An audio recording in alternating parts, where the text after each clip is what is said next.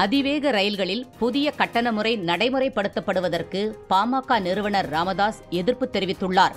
இது தொடர்பாக அவர் வெளியிட்டுள்ள அறிக்கையில், ராஜ்தானி, சதாப்தி, துரந்தோ உள்ளிட்ட அதிவேக தொடர் வண்டிகளில் நாளை முதல் அமலுக்கு வரும் புதிய நடைமுறை காரணமாக 50% வரை கட்டணம் உயரும் என்று தெரிவித்துள்ளார்.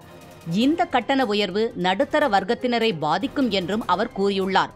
ஏசி முதல் வகுப்பு மற்றும் எக்ஸிகியூட்டிவ் வகுப்புகளுக்கு கட்டணங்களை உயர்த்தாமல் நடுத்தர மக்கள் பயன்படுத்தும் ஏசி 3ஆம் மற்றும் 2ஆம் வகுப்பு கட்டணங்களை மட்டும் உயர்த்துவதை ஏற்றுக்கொள்ள முடியாது என்றும் ராமதாஸ் தெரிவித்துள்ளார். சென்னை, மதுரை இடையிலான துரந்தோ தொடர்வண்டியில் ஏசி 2ஆம் வகுப்பு கட்டணம் 1445 என்றும் 50% இருக்கைகள் முன்பதிவு செய்யப்பட்ட பின்னர் இதன் கட்டணம் 2120 ரூபாயாக வசூலிக்கப்படும் என்றும் அவர் கூறியுள்ளார்.